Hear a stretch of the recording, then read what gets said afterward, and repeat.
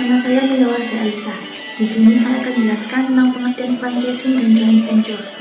Franchising adalah suatu perjanjian oleh dua belah pihak, di mana salah satu pihak akan mendapatkan hak untuk memanfaatkan barang dan jasa dengan memberikan imbalan kepada pihak lainnya berdasarkan perjanjian tertentu.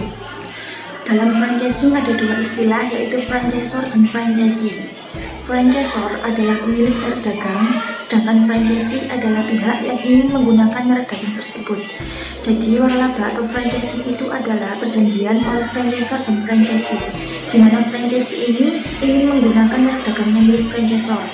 Jadi dia ingin membayar atau memberikan royalti kepada franchisor agar dia mendapatkan hak untuk menggunakan barang dan jasa miliknya franchisor tersebut. Selanjutnya adalah pengertian joint venture. Joint venture adalah perusahaan yang didirikan oleh dua atau lebih entitas bisnis untuk menyelenggarakan bisnis bersama dalam jangka waktu tertentu. Dan biasanya joint venture ini dilakukan oleh perusahaan lokal dan perusahaan asing. Selanjutnya saya akan menjelaskan tentang jenis waralaba berdasarkan produk yang ditawarkan. Waralaba jenis ini ada tiga, yaitu waralaba produk, waralaba jasa, dan waralaba gabungan. Waralaba produk adalah waralaba di mana yang ditawarkan adalah barangnya. Sedangkan waralaba jasa adalah produk yang ditawarkan adalah jasanya. Kalau gabungan, itu yang ditawarkan adalah produk dan jasa atau barang dan jasa. Penjelasan yang selanjutnya akan dijelaskan oleh teman saya, Ade Syifani Budi. Ini waralaba berdasarkan lokasi asalnya.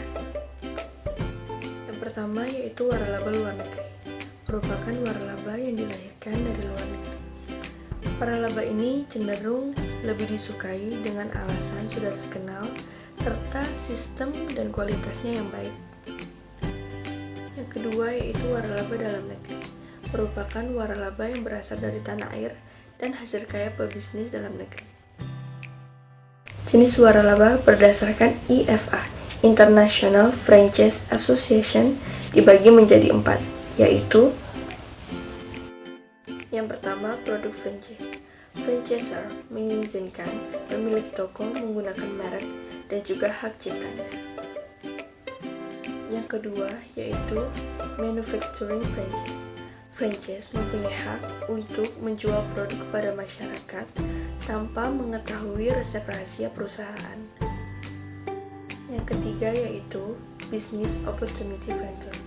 Franchise diharuskan membeli dan mendistribusikan produk-produk perusahaan tertentu.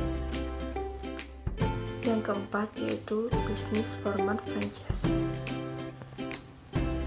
Franchisor menyediakan sejumlah bantuan tertentu bagi franchise dengan membayar sejumlah biaya atau royalti agar franchisor menyediakan metode dan menggunakan nama atau merek dagang perusahaan.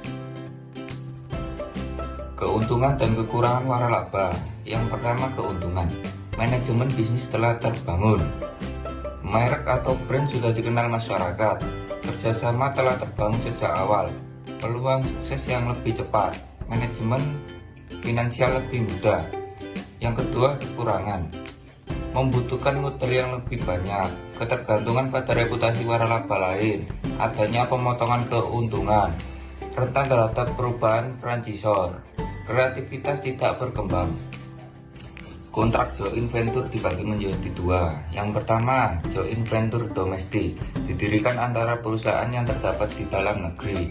Yang kedua, joint venture internasional, didirikan di Indonesia oleh dua perusahaan yang salah satunya adalah perusahaan asing.